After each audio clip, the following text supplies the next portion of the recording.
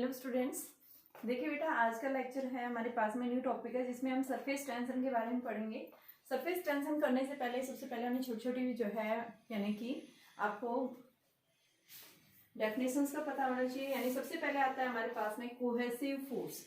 Cohesive force का मतलब क्या होता है? कोहेसिव मींस अगर सेम मॉलिक्यूल्स के बीच में जो फोर्स ऑफ अट्रैक्शन एक्सर्ट होता है, यानी कि वाटर के अंदर, लिक्विड के अंदर जब भी सेम मॉलिक्यूल्स के बीच में फोर्स ऑफ अट्रैक्शन जो एक्सर्ट होता है तो वहां पे हम क्या बताते हैं, यानी कैसा फोर्स है, वो कोहेसिव फोर्स है।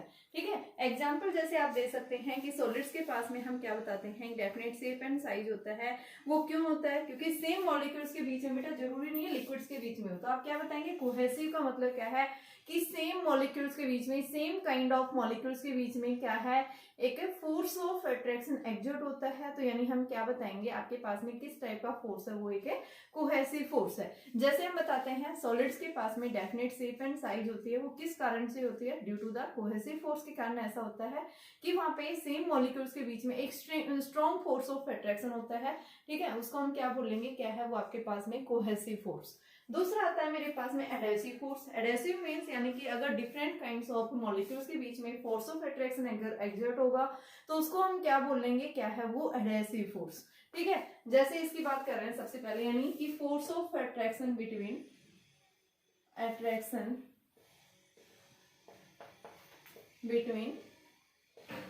Same kind of molecules. ठीक है, तो ये हमारे पास में क्या होगा, कोहेसिव फोर्स होगा। कोहेसिव के आप एग्जांपल से देख सकते हैं कि सॉलिड्स के पास में डेफिनेट शेप होती है। क्यों होती है? क्योंकि उनके बीच में स्ट्रॉन्ग फोर्स ऑफ अट्रैक्शन होता है। दूसरा एडहेसिव के बीच में मैंने क्या बताया था यहाँ पे कि डिफरेंट मॉलिक्यूल्स के बीच में जो फोर्स ऑफ अट्रैक्शन एक्सर्ट होता है, दो अलग अलग सब्सटेंसेज होते हैं, उनके बीच में जो फोर्स ऑफ अट्रैक्शन होगा वो क्या होगा, एडहेसिव। तो यह फोर्स ऑफ अट्रैक्शन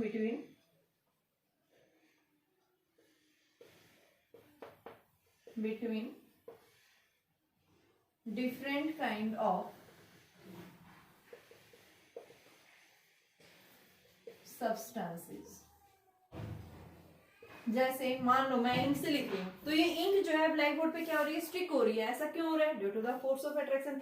भाई डिफरेंट टाइप्स ऑफ क्या है वहाँ पे, मॉलिक्यूल्स और सब्सटेंसेस है, इनके बीच में क्या हो रहा है, एक स्ट्रॉन्ग फोर्स ऑफ अट्रैक्शन है। जैसे एग्जांपल हमारे पास में दिया हुआ है कि वाटर जो है वो क्या हो जाता है, ग्लास कंटेनर के साथ में बैट्स हो जाता है। लेकिन अगर हम क्या लेते हैं, मरकरी लेते हैं, तो मरकरी स्टिक नहीं होता गिलास के साथ में। ठीक है, कि जो आपके पास में गिलास है, गिलास के ऊपर क्या हो जाता है, पानी की जो ड्रॉपलेट्स होती है वो क्या हो जाती हैं कि वेट से साथ स्टिक हो जाती है, आपने देखा होगा। ठीक है, लेकिन अगर हम क्या लें कि आप मरकरी लेते हैं तो उस केस में ऐसा नहीं होता, मॉलिक्यूल जो है does not wets the glass. तो ऐसा क्यों है? तो आप क्या बताएंगे कि आपके पास में देखो यहाँ पे हम क्या ले रहे हैं, वाटर जो है वेट्स हो रहा है, तो इसका मतलब क्या है कि फोर्स ऑफ एडेशन जो है वो किसके बीच में, वाटर और गिलास के बीच में, वाटर और गिलास के बीच में बेटा ये वेट कर रहा है। तो इसका मतलब एडेसिव फोर्स इज मोर, यानी एडहेसिव फोर्स जो है वो लार्जर है as comparison to the cohesive force. ठीक है, और अगर हम बात करें कि भाई मरकरी जो है ग्लास के साथ में स्टिक नहीं हो रही है, वेट्स नहीं हो रहा है, इसका मतलब क्या है कि वहां पे आपके पास में कि फोर्स ऑफ एडहेसिव जो है किसके बीच में, वाटर ग्लास और मरकरी के बीच में, वो क्या है, लेस है एज कंपेरिजन टू द, यानी कोहेसिव फोर्स वहां ज्यादा हो गया, एडहेसिव फोर्स लेस हो गया, तो इस वजह से वो उसके साथ में वेट्स नहीं करेगा। ठीक है, तो मेन रीजन आप क्या बताएंगे,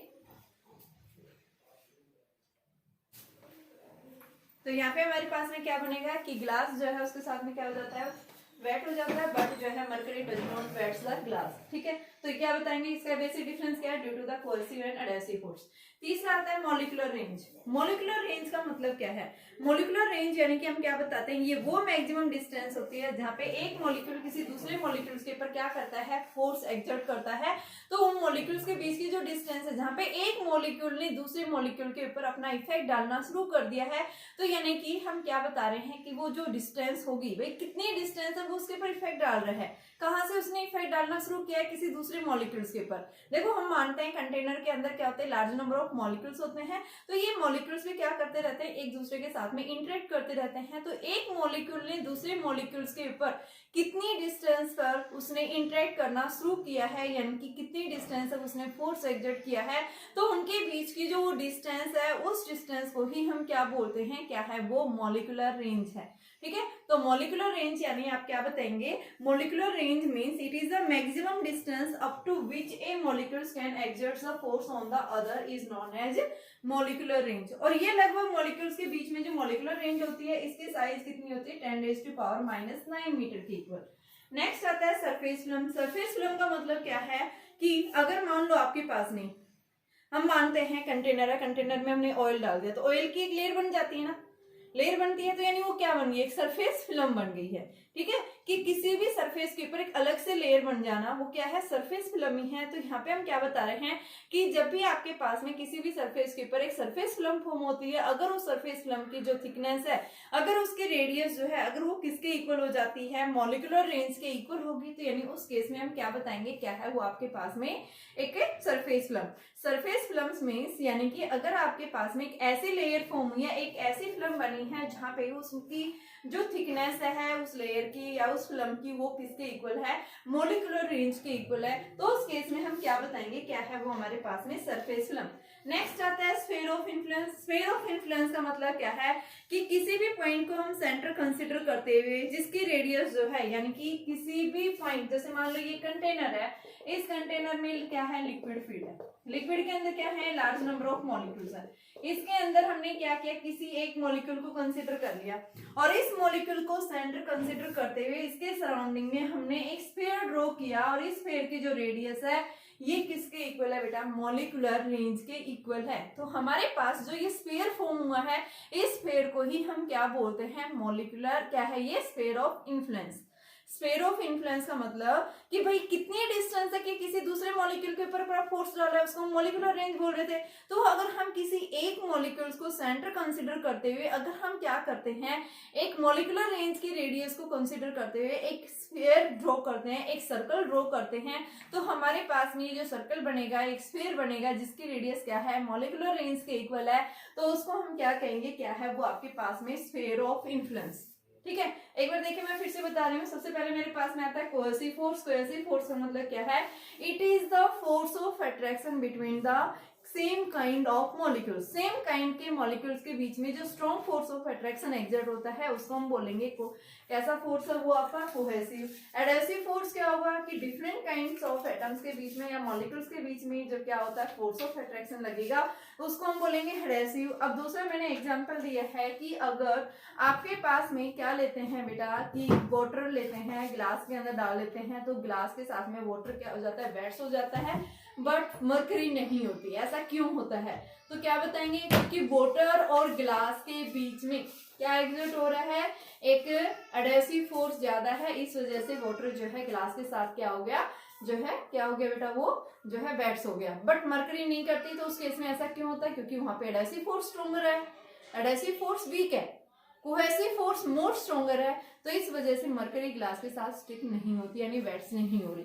नेक्स्ट आता है मॉलिक्यूलर रेंज। मॉलिक्यूलर रेंज का मतलब क्या है, यानी कि वो डिस्टेंस है जहाँ पे कोई भी एक मॉलिक्यूल किसी दूसरे मॉलिक्यूल के ऊपर इफेक्ट डालना शुरू कर रहा है, तो यानी कि वो जो डिस्टेंस होगी उस डिस्टेंस को ही हम मॉलिक्यूलर रेंज बोलते हैं, और ये मॉलिक्यूल्स के लिए डिस्टेंस होती है 10⁻⁻⁹ मीटर। नेक्स्ट आता है सरफेस फिल्म। सरफेस फिल्म यानी कि अगर हम क्या लेते हैं, मान लो कोई भी आपके पास में लिक्विड सरफेस है, लिक्विड मॉलिक्यूल है, उसके ऊपर अगर आपके पास एक सरफेस बना है, एक लेयर बनी है, उस लेयर की अगर थिकनेस किसके इक्वल है, कि मॉलिक्यूलर रेंज के इक्वल। ठीक है, तो वो क्या बनी, सरफेस फिल्म।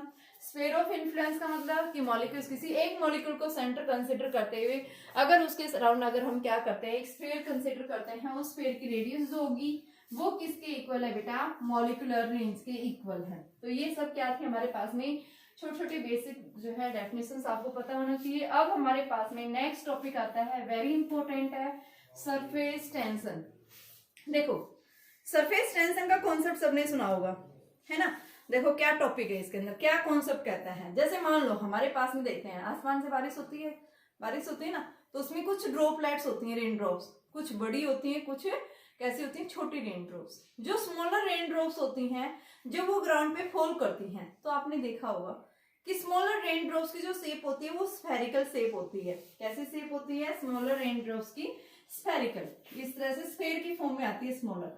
बट अगर लार्ज रेन ड्रॉप है उसकी शेप जो है कैसी हो जाती है, फ्लैट एंड हो जाती है। भाई इसका सबसे पहले रीजन यही बताना है, ठीक है। ये स्फेरिकल शेप में और ये किस में है, फ्लैट एंड हो गई है। तो ऐसा क्यों हुआ, फर्स्ट पॉइंट। दूसरा, अगर हम क्या ले रहे हैं, आपने देखा होगा पेंट वाली जो ब्रश होती है, अगर आपने पहले देख रखे थे, उसकी जो ब्रश है उसकी साइज जो है, उसका एरिया, यानी कि ब्रश ही मान लो ये आपके पास एक ब्रश है, ये ब्रश जो होती है ना पेंटिंग ब्रश जो लेते हैं, वो इस तरह से फैली हुई थी। अभी हमने इसको लिक्विड में इमर्ज नहीं किया, मैंने इसको क्या किया, इसका एरिया पहले ज्यादा था ना, अब मैंने क्या किया, इसको किसी सॉल्यूशन में डाल दिया, मान लो आपने वाटर में ही डाल दिया इसको, तो आप क्या देखते हैं कि इसके जो हेयर्स हैं ब्रश के, वो क्या हो जाते हैं, एक दूसरे के नजदीक आ जाते हैं, ओनली इतनी डिस्टेंस की होंगे। तो ऐसा क्यों हुआ, ऐसा क्यों हुआ भाई, एक दूसरे के स्टिक हो गई, नजदीक आ गए, तो ये किस रीजन से ऐसा हुआ है, ठीक है। तीसरा रीजन हम बताते हैं कि पानी के अंदर अगर आप क्या डालते हैं, नीडल डालते हैं, नीडल के पास में डेंसिटी ज्यादा होती है, हाई होती है वाटर के कंपैरिजन, लेकिन फिर भी जो है नीडल क्या करती है, फ्लोट करती है, वो सिंक नहीं होती। तो उसका रीजन क्या बताएंगे, यानी ये सारे जो फिनोमिना जो मैं बता रही हूँ किसके ऊपर टिके हुए हैं, यानी कि सरफेस टेंशन। इन सब के पीछे एक ही रीजन है, क्या है बेटा, सरफेस टेंशन। तो ये सरफेस टेंशन होता क्या है, किस नाम क्या नाम है इस ब्ला का, यानी कि सरफेस टेंशन है क्या। तो सरफेस टेंशन का मतलब क्या है कि अगर आपके पास में कोई भी एक फ्लूइड है, जैसे मान लेते हैं ये स्फेयर शेप में आ रही है, smaller rain drops due to the surface tension, इसमें भी यही रीजन लिखेंगे, इनमें भी यही रीजन लिखेंगे। तो ऐसा क्या है, सबसे पहले हम सरफेस टेंशन के बारे में पढ़ते हैं। सरफेस टेंशन के अंदर होता क्या है, देखो बेटा, ये मैंने एक कंटेनर लिया, इस कंटेनर में मैंने क्या डाल लिया, लिक्विड ले लिया,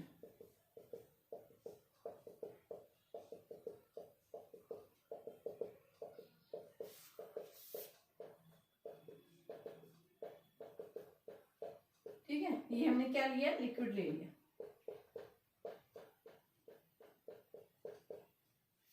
अब हमने क्या देखा, इसके अंदर अगर हम क्या लेते हैं, एक लेयर कंसीडर कर ले, एक लेंथ कंसीडर कर ली, मान लो ये लेंथ कंसीडर कर ली इसके नाम, तो क्या होगा बेटा, इसके अंदर कंटेनर के अंदर एक लार्ज नंबर ऑफ मॉलिक्यूल्स हैं। ये मॉलिक्यूल्स क्या कर रहे हैं, इस लाइन के ऊपर जिसकी लेंथ हमने एल ले रखी है, इस लाइन के ऊपर इधर भी मॉलिक्यूल्स इसके ऊपर फोर्स डाल रहे हैं, ये मॉलिक्यूल्स इधर फोर्स डाल रहे हैं, ऐसे इधर वाले मॉलिक्यूल्स क्या करेंगे, ये भी इसके ऊपर ऐसे फोर्स डालेंगे ना फोर्स इस साइड। भाई जितना फोर्स इधर वाले मॉलिक्यूल्स है इसके ऊपर फोर्स डाला, उतना क्या करेंगे, इधर वाले डालेंगे। या फिर आप ऐसे भी दिखा सकते हो कि मान लो हमारे पास एक कंटेनर था और इस कंटेनर के अंदर हमने क्या ले रखा है, फ्लूइड ले रखा है, और इसके अंदर हमने क्या ले ली, एक लेंथ कंसीडर कर ली, एल लेंथ इसके सरफेस के ऊपर। तो इस सरफेस पे होगा क्या कि जो लिक्विड के जो मॉलिक्यूल्स है, जितना इस लाइन के अबोव मॉलिक्यूल्स है, वो क्या करेंगे, इसके ऊपर नीचे की तरफ फोर्स डालेंगे, और जितना इस पे नीचे की तरफ फोर्स डाला है उतने ही क्या करेंगे, नीचे वाले मॉलिक्यूल्स इसके ऊपर की तरफ फोर्स डालेंगे। यानी क्या कह रहा है कि हमारी जो ये लाइन है, इमेजिनरी लाइन, ये रिमेन्स किस में रहेगी भाई, इक्विलिब्रियम पोजीशन में रहेगी। क्यों, क्योंकि जितना फोर्स नीचे की तरफ लग रहा है उतना ही फोर्स कहाँ लग रहा है, ऊपर की तरफ लग रहा है, ठीक है। तो इसका मतलब क्या है कि यहाँ पे ये जो फोर्स लग रहा है, अपोजिट डायरेक्शन में जो फोर्स लग रहा है, इक्वल एंड अपोजिट डायरेक्शन में, तो यहाँ पे हम बताएंगे surface tension is the ratio of the force acting normally to the liquid surface per unit area, per unit length, area नहीं बेटा, कि जो आपके पास ये इमेजिनरी लाइन जो आपने कंसीडर की है, जिसकी लेंथ एल है, इसकी टोटल लेंथ के ऊपर क्या लग रहा है, नॉर्मली फोर्स एक्सर्ट हो रहा है। जितना फोर्स नीचे की तरफ लग रहा है उतना ही फोर्स ऊपर की तरफ लग रहा है। तो यानी हम क्या बता रहे हैं कि आपके पास में यहाँ पे क्या एक्सर्ट होगा, एक फोर्स लगेगा, ठीक है। ये फोर्स जो है ये डायरेक्टली किसके ऊपर डिपेंड करेगा, लेंथ के ऊपर। भाई जितनी ज्यादा लेंथ होगी उतना ज्यादा फोर्स लगेगा, तो फोर्स जो है वो डायरेक्टली किसके ऊपर, यानी ये नॉर्मल जो फोर्स है, ये normal force directly depends on the length of the imaginary lines. तो यहाँ पे जैसे हम इस प्रोपोर्शनल को हटाते हैं तो इसकी जगह constant, and that's constant is known as the surface tension. तो सिंपल वे में सबसे पहले आप इस डेफिनेशन याद करेंगे, सरफेस टेंशन होता क्या है, सरफेस टेंशन का मतलब क्या है, फोर्स एक्टिंग पर unit length in the liquid surface. Liquid surface के अंदर जो है क्या लग रहा है, एक फोर्स एक्सर्ट हो रहा है, नॉर्मली फोर्स एक्सर्ट हो रहा है उसकी टोटल लेंथ के अलोंग, तो उसको हम क्या बोलते हैं, क्या है वो, सरफेस टेंशन है बेटा, ठीक है। यहाँ पे तो सरफेस टेंशन हमने इसके अंदर जो लाइन है ना, ये कंसीडर इमेजिनरी की है। जैसे मान लो आपने क्या लिया, एक नीडल ली, हम बोलते हैं नीडल फ्लोट करती है, तो नीडल भी तो क्या होगी, लेंथ एंड लाइन की फॉर्म में, वो क्यों फ्लोट करती है, तो उसका रीजन वही है कि भाई जितना नीडल का वेट डाउनवर्ड एक्सर्ट हुआ तो उतना ही क्या हुआ कि लिक्विड जो वहां से मॉलिक्यूल डिस्प्लेस हुए हैं वो भी क्या करेंगे, उसके ऊपर वर्टिकली अपवर्ड डायरेक्शन उतना फोर्स डालेंगे। तो यानी कि किस में आ गई, इक्विलिब्रियम में, रिमेन्स किस में रहेगी, रेस्ट में। ठीक है, तो यानी कि हम क्या बताते हैं, दूसरा हम ये बता रहे हैं कि आपके पास में सरफेस टेंशन जो है, यानी कि वो प्रॉपर्टी है फ्लूइड की, लिक्विड की, जहां पे क्या है बेटा कि लिक्विड के मॉलिक्यूल्स रिमेन्स किसके अंदर रहते हैं, रेस्ट में रहते हैं, और रेस्ट में होने की वजह से क्या कर रहे हैं, एक मेम्ब्रेन की तरह बिहेव कर रहे हैं, और मेम्ब्रेन के यानी कि मेम्ब्रेन की तरह बिहेव करने की वजह से लगातार इस एरिया के यानी कि जो अपर मोस्ट सरफेस होगा लिक्विड का, उसके एरिया को मिनिमाइज करने की कोशिश कर रहे हैं ये। ठीक है, तो यानी कि सरफेस टेंशन जहां पे भी एग्जर्ट होता है तो उसकी टेंडेंसी यही होती है कि उस सरफेस के एरिया को मिनिमाइज करने की टेंडेंसी रहेगी। तो ये एरिया मिनिमाइज कौन कर रहा है, due to the surface tension के कारण ऐसा हो रहा है। तो सरफेस टेंशन यानी क्या बताएंगे, सबसे पहले सिंपल वे में कि सरफेस टेंशन मतलब क्या है, फोर्स एक्टिंग पर यूनिट लेंथ। ठीक है, और इस सरफेस टेंशन की वजह से ही किसी भी सरफेस का एरिया जो मिनिमाइज हो रहा है, वो क्यों मिनिमाइज हो रहा है, due to the surface tension की। भाई इसकी टेंडेंसी ये है कि जो आपका जो लेयर बनती है ना यहाँ पे, क्योंकि रेस्ट में है, इक्विलिब्रियम में है हमारी ये। ठीक है, हम बता रहे हैं कि जो लिक्विड का जो अपर मोस्ट सरफेस जो है वो क्या कर रहा है, acts as a free surface, और ये फ्री सरफेस जो है ये क्या करेगा, एक स्ट्रेच मेम्ब्रेन की तरह बिहेव कर रहा है। ठीक है, और ये मेम्ब्रेन की तरह बिहेव करते हुए क्या कर रहा है, इसकी कोशिश यही रहेगी कि इसके एरिया को मिनिमाइज, देखो ये कम कर रहा है, ये ऊपर की तरफ लेके जा रहा है, तो इसके एरिया को मिनिमाइज करने की कोशिश करता है ये। ठीक है, तो इस फिनोमेना को ही हम क्या बोलते हैं, क्या है ये, सरफेस टेंशन है बेटा। सरफेस टेंशन की यूनिट क्या होगी, सबसे पहले यहाँ से न्यूटन पर मीटर, तो न्यूटन मीटर इनवर्स इसकी क्या होगी, सरफेस टेंशन की यूनिट होगी। ठीक है, साथ में एक ऐसी क्वांटिटी है, ये एक वेक्टर क्वांटिटी, क्योंकि डायरेक्शन मैग्नीट्यूड के साथ साथ क्या देता है, हमें डायरेक्शन भी देता है। ठीक है, दूसरा हम क्या बताते हैं, मॉलिक्यूलर थ्योरी क्या है। पहले मॉलिक्यूलर थ्योरी करने से पहले मैं इसके कुछ एग्जांपल्स देती हूँ। पहला रीजन तो समझ में आ गया होगा कि भाई नीडल सिंक क्यों नहीं करती। अभी मैंने बताया था कि नीडल की डेंसिटी हाई होती है लेकिन फिर भी वो डूबती नहीं है, कहाँ क्या करती है, वाटर के सरफेस के ऊपर फ्लोट करती है। तो उसका रीजन क्या बताएंगे, क्योंकि वाटर के ऊपर जो सरफेस होता है वो क्या करता है, acts as a membrane, elastic stretch membrane की तरह बिहेव करेगा, और इलास्टिक स्ट्रेच मेम्ब्रेन की तरह बिहेव करते हुए वो क्या करेगा कि वहां पे उस सरफेस एरिया के एरिया को मिनिमाइज करने की कोशिश करता है। तो यानी कि उसके ऊपर जो है फोर्स जो लगेगा वो इक्वली एग्जर्ट होता है, जिसके कारण वो नीडल जो है वो रिमेन्स इक्विलिब्रियम, यानी मैथमेटिकली आप दिखा सकते हैं इसको। ठीक है, दूसरा आता है कि मान लो आपने एक सरफेस, एक क्या लिया, सर्कुलर फ्रेम लिया, उस सर्कुलर फ्रेम के ऊपर आपने पहले उसको सोप सॉल्यूशन में डीप कर दिया, और उसके ऊपर आपने एक धागा सेपरेट कर दिया। धागा एक इरेगुलर शेप में, जैसे मान लो ये मेरे पास में एक सोप क्या है, सरफेस फिल्म है सर्कुलर फ्रेम पे, और इसके ऊपर मैंने एक इरेगुलर वे में धागा सेपरेट कर दिया। जब तक हमने इसकी फिल्म को बाहर से बिल्कुल कोई यानी डिस्टर्बेंस नहीं किया, इसकी शेप थ्रेड की एज इट इज रहेगी, रिमेन सेम रहेगी। लेकिन अगर मैंने क्या कर दिया, ये सरफेस फिल्म में नीडल से हल्का सा छेद सा भी कर दिया, तो क्या हो जाएगा, अब ये धागा जो है कैसी शेप ले लेगा, जैसे आपने इसको डिस्टर्ब किया, इसमें छेद कर दिया फिल्म के अंदर, तो अब ये जो थ्रेड है ये कैसी शेप ले लेगा, सर्कुलर शेप एक्वायर कर लेगा। तो वो क्यों करेगा, due to this reason, due to the surface tension. Surface tension की टेंडेंसी ये होती है कि देखो जो मॉलिक्यूल्स होते हैं ना, वो मॉलिक्यूल्स एक दूसरे के साथ में क्या करते हैं, नजदीक आने की कोशिश करते हैं, एक दूसरे के साथ नजदीक आते हैं। ठीक है, एक दूसरे के टुवर्ड्स मूव कर रहे हैं। ठीक है, एक दूसरे के नजदीक है, उनके बीच की डिस्टेंस जो है क्या है, बहुत कम है, तो जिसकी वजह से क्या है, वो एरिया को एक दूसरे के नजदीक आएंगे, एरिया अपने आप कम होगा। तो क्या कह रहा है कि एरिया मिनिमाइज होता है, और एरिया मिनिमाइज होने की वजह से यहाँ पे क्या बता रहे हैं, एरिया मिनिमाइज किस कारण से, due to the surface tension की वजह से। भाई इसके टोटल लेंथ के अलोंग आपने क्या लगाया, फोर्स लगाया, फोर्स लगाया तो क्या हो गया, सरफेस टेंशन आ गया, सरफेस टेंशन होगा तो क्या होगा, एरिया मिनिमाइज होगा।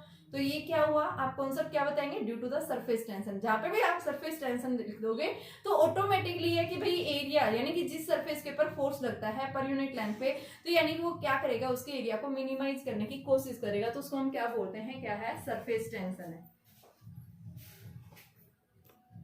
देखो बेटा, अभी मैंने बात की थी कि आपके पास में स्मॉलर रेन ड्रॉप्स जो होती हैं वो कैसे शेप लेते हैं, स्फेरिकल शेप, लेकिन जो लार्जर रेन ड्रॉप्स फॉल करती हैं तो इनकी शेप कैसी हो जाती है, फ्लैटेंड हो जाती है।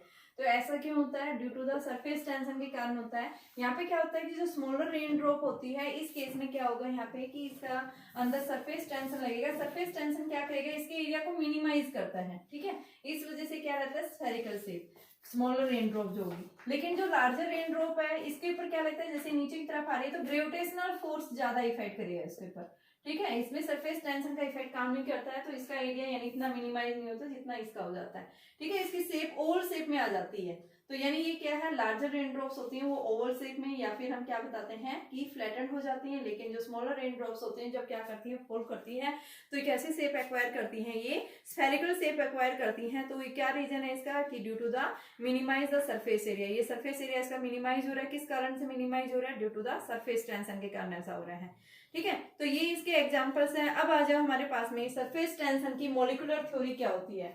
कि सरफेस टेंशन में हमने बताया कि बार बार हम एक ही बात कर रहे हैं कि भाई एरिया क्या हो जाता है, इसके अंदर मिनिमाइज हो जाता है। तो एरिया किस कारण से मिनिमाइज हो रहा है, हमें क्या देखना है, इसकी मॉलिक्यूलर थ्योरी देखनी है। तो मॉलिक्यूलर थ्योरी को देखने के लिए हम क्या लेते हैं, मान लो एक कंटेनर लेते हैं। इस कंटेनर के अंदर हमने ये क्या लिया, एक सरफेस फिल्म कंसिडर कर ली। सरफेस फिल्म अभी मैंने बात की थी। यहाँ पे सरफेस यानी कि इस कंटेनर में मैंने दो मॉलिक्यूल्स लिए, दो स्फीयर ऑफ इन्फ्लुएंस। एक स्फीयर ऑफ इन्फ्लुएंस यहाँ है, एक स्फीयर ऑफ इन्फ्लुएंस यहाँ है।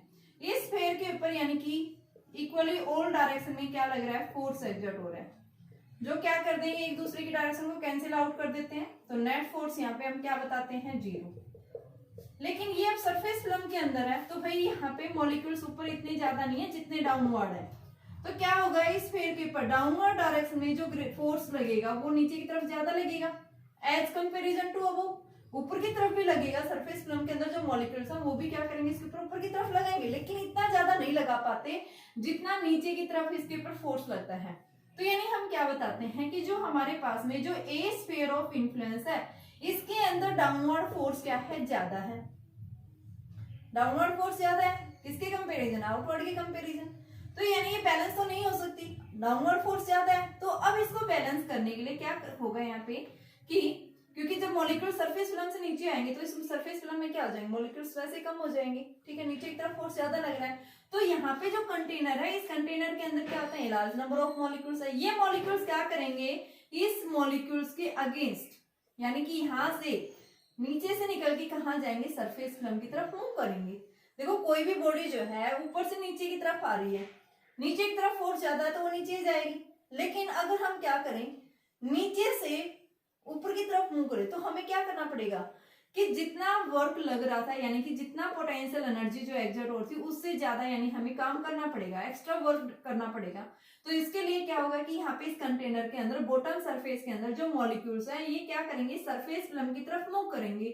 तो मूव करने के लिए इनको क्या चाहिए बेटा, एक्स्ट्रा वर्क डन करेंगे। एक्स्ट्रा वर्क डन किस फॉर्म में करेंगे, पोटेंशियल एनर्जी की फॉर्म में। तो यहाँ से मॉलिक्यूल्स जो है क्या करेंगे, सरफेस में से यानी इस कंटेनर के जो बॉटम सरफेस है यहाँ से मॉलिक्यूल्स निकल के कहाँ जाएंगे, सरफेस फिल्म की तरफ मूव करेंगे। जब मॉलिक्यूल्स एक पॉइंट से दूसरे पॉइंट की तरफ मूव करते हैं तो यानी वहां कुछ क्या होता है, कुछ वर्क डन होता है। और ये जो वर्क डन होगा किस फॉर्म में, पोटेंशियल, क्योंकि इसकी पोजीशन चेंज हो रही है, हाइट की तरफ जा रहे हैं, तो एनर्जी कैसी होगी, पोटेंशियल एनर्जी की फॉर्म में।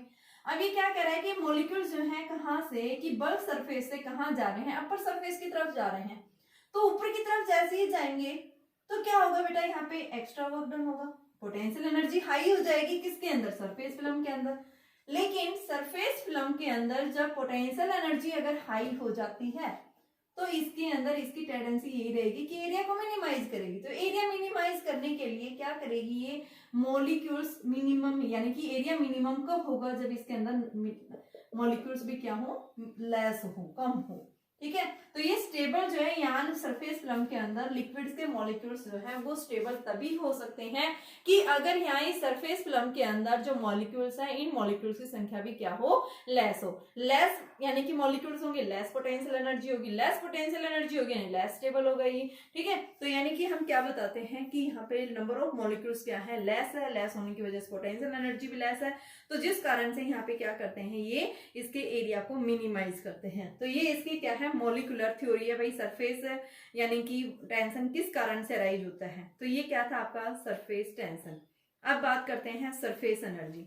सरफेस एनर्जी देखो, जब मॉलिक्यूल्स यहाँ से यहाँ जा रहे हैं, इस सरफेस फिल्म की तरफ मूव कर रहे हैं, तो मॉलिक्यूल्स जो है बॉटम सरफेस से कहाँ जा रहे हैं, अपर की तरफ जा रहे हैं। तो इन मॉलिक्यूल्स के द्वारा बेटा क्या हुआ, इंटीरियर से अपर सरफेस की तरफ जा रहे हैं, तो यहाँ पे वर्क डन किया है इन्होंने, किसके अगेंस्ट किया है, फोर्स ऑफ अट्रैक्शन से, ठीक है ना, फोर्स ऑफ अट्रैक्शन के अगेंस्ट इन मॉलिक्यूल्स ने वर्क डन किया है। ये मॉलिक्यूल्स जब क्या कर रहे हैं कि बॉटम सरफेस से लिक्विड इस सरफेस फिल्म की तरफ मूव कर रहे हैं, तो यहाँ पे इन्होंने वर्क डन किया है किस फॉर्म में, पोटेंशियल एनर्जी की फॉर्म में, ठीक है। और जो इन्होंने जो एक्स्ट्रा यानी कि इन मॉलिक्यूल्स के द्वारा जो एक्स्ट्रा एनर्जी कवर्ड की गई है, उस एक्स्ट्रा एनर्जी को हम क्या बोलते हैं, surface energy.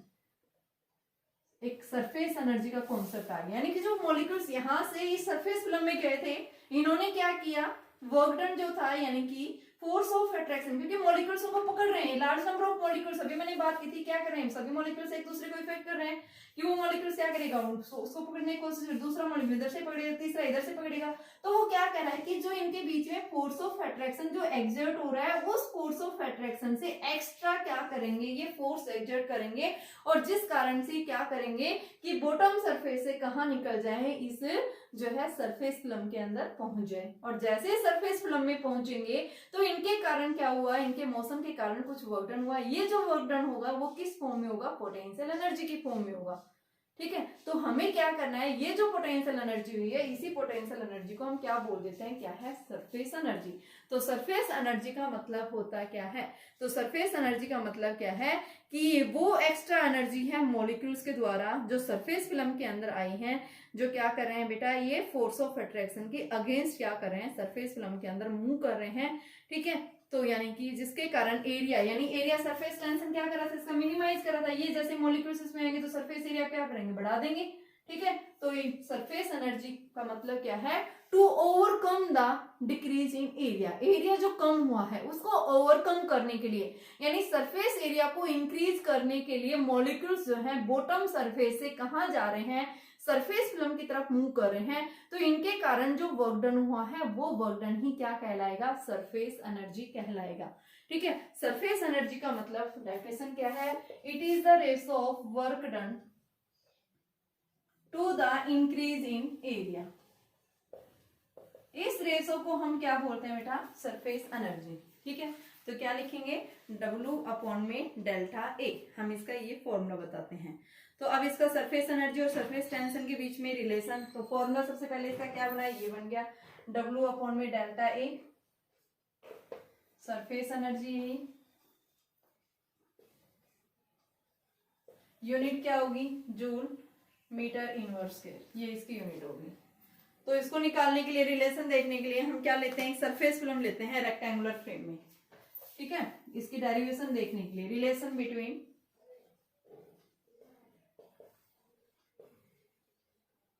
Surface energy and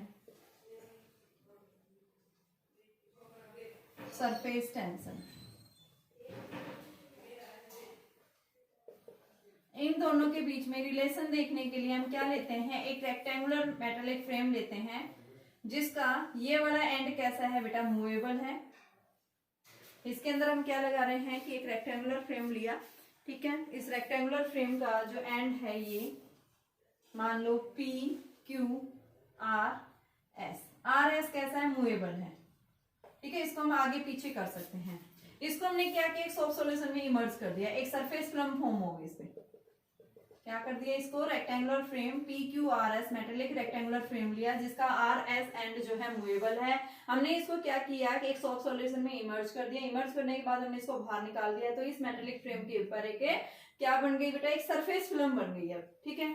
अब हम क्या करते हैं कि अगर हमारे पास में डीप करने के बाद में जैसे इसके ऊपर एक फिल्म बनी है, अगर अब हम इस वायर AB वायर को बाहर की तरफ क्या करें, पुल करें, क्योंकि जैसे हम इसको अंदर यानी सॉफ्ट सॉल्यूशन में इमर्ज करते हैं तो सॉफ्ट सॉल्यूशन क्या करेगा, इसके ऊपर इस तरह से सरफेस टेंशन एक्सर्ट करेगा इक्वली ऑल साइड से, इधर से डालेगा इधर से भी, तो हम एक साइड से यानी एरिया को मिनिमाइज करने की कोशिश कर रहा है। तो ये क्या कह रहा है कि अगर इसके एरिया यानी कि इस सरफेस टेंशन के अगेंस्ट क्या किया जाए, इस RS जो एंड है वायर का, अगर इसके ऊपर एक फोर्स अप्लाई किया जाए बाहर से, जिसके कारण ये जो एंड है ये RS यहां से यहां पहुंच गया। मान लो इसकी लेंथ क्या थी, X थी, ठीक है, क्या थी इसकी लेंथ, पहले x थी, ठीक है। तो अब हमने क्या कर दिया है, आप इसको ब्रेथ b ले सकते हो, मान लो ये इसकी लेंथ l थी, ये ब्रेथ b थी। अब जैसे ही हमने इसको आगे एक्सटेंड किया तो ये यहाँ से यहाँ पहुंच गया, डेल्टा l लेंथ बढ़ गई, ठीक है बेटा। अब ये यहाँ चला गया। तो जब ये बॉडी यानी कि सरफेस टेंशन के एरिया मिनिमाइज हुआ था, इस एरिया के अगेंस्ट यानी इस सरफेस टेंशन के अगेंस्ट हमने बाहर से क्या अप्लाई किया, एक फोर्स लगाया। फोर्स लगाने की वजह से ये जो एंड है वो एक या आर एस से कहाँ मूव कर गया, आर डैश एस डैश से। जब कोई भी एंड एक पॉइंट से दूसरे पॉइंट की तरफ मूव करता है तो बेटा वहां कुछ वर्क डन होता है, तो यहाँ पे भी क्या होगा, वर्क डन होगा। तो वो वर्क डन अब हम निकालेंगे। तो आप क्या बताएंगे कि जब आर एस क्या कर रहे हैं, मूव कर रहे हैं, when R S is move through a distance r dash s dash, then work is equal to force into displacement. Force क्या होता है, अभी देखो हमने थोड़ी देर पहले पढ़ा था, सरफेस टेंशन होता है फोर्स पर यूनिट लेंथ, यही पढ़ा था। तो आपने क्या लिखा है यहाँ से, सरफेस टेंशन जो है वो क्या हो जाएगा आपके पास में, F is equal to S into L. तो ये हमारे पास में लेंथ इसकी देखो आपके पास में, इसकी लेंथ मैंने b ले रखी है, तो मैं यहाँ से क्या लूंगी, b लूंगी, तो s इंटू बी। तो ये हमारे पास में s into B into L हो गया बेटा। ये सरफेस टेंशन इंटू बी आ गया, फोर्स की जगह रख दिया। तो ये हमारे पास में s into B into L क्या होता है, लेंथ इंटू ब्रेथ। एरिया है इस रेक्टेंगुलर फ्रेम का, ठीक है। तो हमारे पास में देखो इसकी लेंथ जो चेंज हुई है वो कितनी चेंज होगी बेटा, यहाँ से L प्लस डेल्टा एल ले लो, आप इसको रख सकते हो। तो यहाँ से आप इसको ये बता सकते हो भाई यहाँ से L plus delta L change होगी इसकी, या B इंटू डेल्टा एल ये ले लो। तो ये आपके पास में S इंटू डेल्टा ए, और इसके दो सरफेस है बेटा, सॉफ्ट सॉल्यूशन जैसे हमने इसको वायर को सॉफ्ट सॉल्यूशन में इमर्ज किया ना, तो इसके दो सरफेसेस हैं, एक तो इधर वाला हो गया, एक पीछे वाला हो गया। तो यहाँ से हम इसको 2 से मल्टीप्लाई और करेंगे। तो हमारे पास में जो वर्क डन होगा ये किस फॉर्म में आएगा, ये सरफेस एनर्जी की फॉर्म, सरफेस एनर्जी की फॉर्म। तो सरफेस एनर्जी क्या है, डायरेक्टली प्रोपोर्शनल है किसके, सरफेस टेंशन के। हमें रिलेशन ही देखना था, एस क्या है, सरफेस टेंशन। किसी बुक्स में बेटा ये सरफेस टेंशन को सिग्मा भी दिया हुआ है, किसी के अंदर क्या दिखा रखा है आपके पास में, ये वैल्यू जो है किस फॉर्म में दे रखी है। ये तो वर्क डन निकाला, भी मैं निकालूंगा सरफेस एनर्जी। सिग्मा भी लिखते हैं इसको, टी से भी लिखते हैं इसको, एस से, तीनों फॉर्म ये सरफेस टेंशन के है। तो अब हमें सरफेस एनर्जी निकालनी है। सरफेस एनर्जी का फॉर्मूला हमने क्या पढ़ा है, W बाई डेल्टा ए। तो W तो हमारा क्या है, 2s डेल्टा ए अपॉन में डेल्टा ए, डेल्टा ए से डेल्टा ए कैंसिल। तो सरफेस एनर्जी किसके इक्वल आ गया, twice of surface tension, double हो जाएगा यानी सरफेस टेंशन से, ठीक है। तो ये था हमारे पास में। और बेटा यहाँ पे भी आप एरिया भी इसके डबल ही बताएंगे ना, एक इधर वाला हो गया एक दूसरे वाला, तो इसको आप 2 डेल्टा लिखेंगे। तो ये आपके पास एस के इक्वल होगा, डबल ही होगा ना ये आपके पास में, क्योंकि 2 एरिया होगी, 2 लेयर्स बनेंगी यहाँ पे आपके पास में, ठीक है। तो ये क्या था हमारा सरफेस टेंशन। तो कल हम इसके न्यूमेरिकल्स करेंगे और फिर नेक्स्ट टॉपिक देखेंगे।